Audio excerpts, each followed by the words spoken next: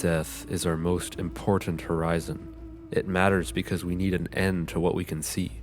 Without it, we would drift, overwhelmed, nothing to orient ourselves against. Without it, we would never be able to focus on what is truly important, that which is in front of us.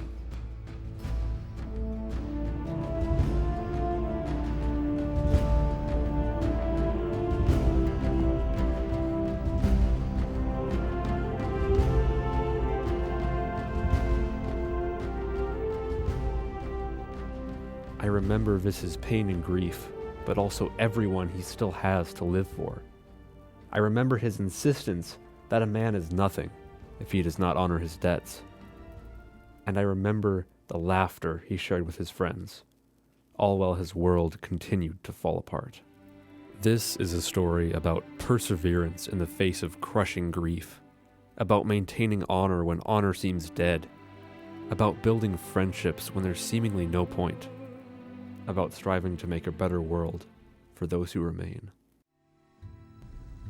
The decision may have been made by the few, Diago, but it's the will of the many that killed your family.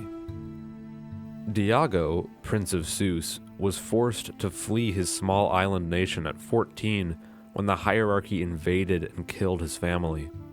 For 3 years he hid away in the remote southern city of Latens, changing his name to Vis and refusing to cede his will to the hierarchy. Now, will is actually a technical term in these books. Ceding your will means giving up half of your total physical and mental energy to someone ranked above you. This is how they power everything in their world. The hierarchy uses this system to create pyramids of people, feeding will to whomever is fortunate enough to top the pyramid. This is the tantalizing possibility for advancement the hierarchy dangles in front of its citizens to keep them in line. As a character from the series accuses, you let them stand on your shoulders, all for the dream of one day being able to stand atop others. Even victims can be enemies in the hierarchy.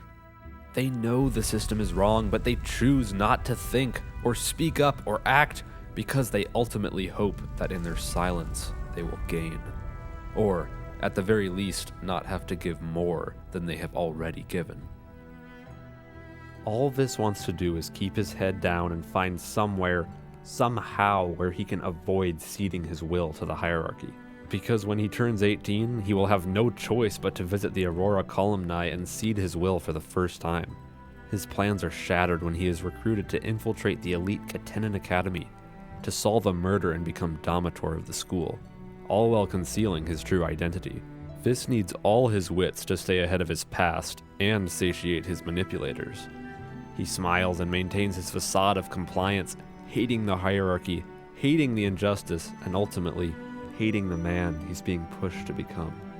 There comes a point in every man's life where he can rail against the unfairness of the world until he loses, or he can do his best in it, remain a victim, or become a survivor. The Will of the Many is one of the best books I've ever read. Islington's genius as a planner-storyteller was evident in the Licanius Trilogy, but he scales his characters up to a whole new level in this series. Vis himself is an incredible character, constantly thrust into situations where it seems like there's no way out. He leans on the wisdom of his father and strives to become a better man. His friendships at the Academy are dynamic and filled with heart. Vis's relationship with Aiden is a massive highlight of the book. The tension between them slowly being replaced by anchoring brotherhood is so compelling. The depiction of healthy brotherhood in modern media is practically non-existent, so it was incredibly refreshing to see it done so well in this series. Death is only meaningless if it does not change us, Vis. The world of the Will of the Many is one I did not want to leave. Islington did a masterful job at painting a picture of the Katenin Republic. It is so vibrant and bustling, all while operating from a heart of decadence. The technologically advanced Roman elements are expertly integrated into the world without it feeling forced or odd. And of course, the magic system of will is utterly fascinating. I was captivated and horrified the whole time the explanation of how will worked was going on. Despite the horrors of the Katenin Republic, I wanted to stay. I was so interested in Vis's story and how it inextricably connected to the world he was living in. It reminded me very much, unsurprisingly, of ancient Rome. The material prosperity of the ancient Roman Empire was breathtaking, but greed and corruption spelled its demise. This theme of moral compromise is central to hierarchy. When advancement and power become God, objectionable actions become commonplace.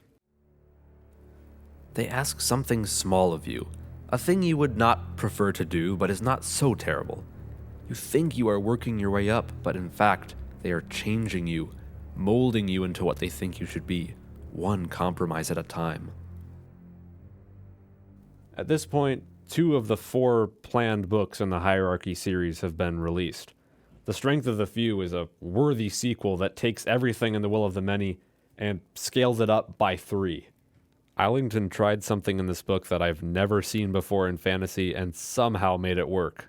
Plot and world building take center stage in this book, and I was engrossed for all the 2 days it took me to finish this book. Questions are answered, but so many more are raised. The 3 point of views do an excellent job of expanding on this rich and interesting world that Islington has created. The needs of the many will always be loud, but in the end, it is only the strength of the few that matters. This book is very grim. As mysteries surrounding the cataclysm and the concurrence start to take shape, the tension and urgency build, and Vis experiences anew the pain of grief and loss. He struggles to effect change in the world while honoring the principles his father has instilled in him. Playing the game of the hierarchy that took everything from him begins to look like the only option. The oldest argument for doing something wrong is that everyone is doing it. To dismantle what they have built would have required the agreement of every man who spent his life building it. It would have required them to give up all they have striven their entire lives to gain, and they would have needed to do it largely for the benefit of those at whose expense it originally came. Hierarchy is on track toward becoming an all-time great series.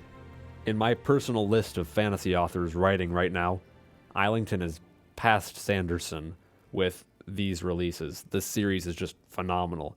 I love the Licanius Trilogy so much, and these books are better somehow. So I'm beyond excited for the release of the 3rd book, hopefully in late 2027, The Justice of One. I know he's also going to be releasing a sci-fi book sometime this year, which I'll certainly check out. But until The Justice of One releases, I'll simply have to endure the wait, reread these books, and get immersed in this world. A society cannot make a man a monster, Diago, but it can give him the excuse to become one.